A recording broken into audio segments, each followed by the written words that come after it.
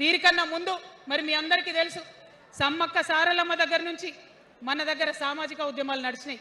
కొమరం భీమ్ కావచ్చు, సమ్మక్క సారయ్య కావచ్చు, సారలమ్మ కావచ్చు, షోయబుల్లా ఖాన్ కావచ్చు, మగ్దూం మొయ్యుద్దీన్ కావచ్చు, ఇట్లా అనేక మంది కొట్లాడితే కొంచెం సమానత్వం వచ్చింది. కొండా లక్ష్మణ్ బాపూజీ గారిని తెలుసుకోవాలి, పండుగ సాయన్నని తెలుసుకోవాలి, సర్వాయి సర్దార్ పాపన్న గౌడ్ని తెలుసుకోవాలి. ఇట్లా అనేక మంది కొట్లాడింది. పంతు నాయక్ గారు ఉన్నారు, మరి ఇట్లా ఆదివాసీ వీరులు అనేక మంది ఉన్నారు. బియ్యాల జనార్దన్ రావు ఉన్నారు, ఆదివాసీల కోసం కొట్లాడినటువంటి బిడ్డ. వీరందరినీ కూడా వారి స్ఫూర్తిని తీసుకుంటాం. రాజ్యాంగబద్ధంగా రాజకీయ శక్తితోని పోరాటాలు మిళితం చేసి, ప్రజా పోరాటాలు మిళితం చేసి మనం కలలుగానేటటువంటి సామాజిక న్యాయ తెలంగాణను సాధిస్తామని మళ్ళొకసారి సగర్వంగా ప్రకటన చేస్తూ ఉన్నాం.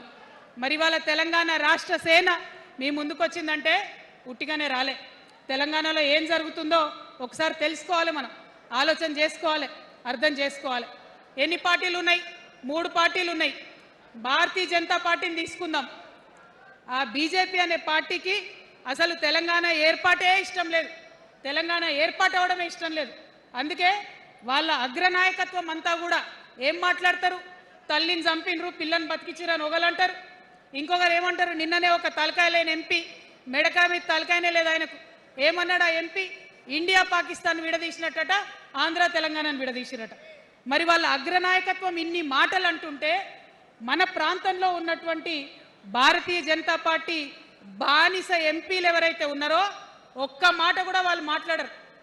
ఫెడరల్ స్ఫూర్తికి విరుద్ధంగా రాష్ట్రం ఏర్పాటు అయిన తర్వాత 7 మండలాలు మనకి గుంజుకుంటే పార్లమెంట్లో పల్లీకులు ఇస్తారు, కానీ ఆ ఎంపీలు ఒక్క మాట కూడా మాట్లాడరు. మనకు 8 రూపాయలు ఇవ్వకపోతే ఆ ఎంపీలు ఒక్క మాట మాట్లాడరు. విభజన హామీలు ఇవ్వకపోతే ఆ బీజేపీ బానిస ఎంపీలు ఒక్క మాట కూడా మాట్లాడరు. అంతేకాకుండా సామాజిక న్యాయం అనేటటువంటి ఒక కాన్సెప్ట్కే బద్ద వ్యతిరేకి భారతీయ జనతా పార్టీ. అందుకే ఏం చేస్తున్నారు? మహిళా బిల్ అయితే మోసం, 2 సార్లు పాస్ చేసిరు, దాన్ని మొత్తానికే పక్కన పెట్టేసిండ్రు. బీసీ బిల్లు ఇక్కడికి వెళ్ళి పంపిస్తే దాన్ని తొక్కిపెట్టిండ్రు.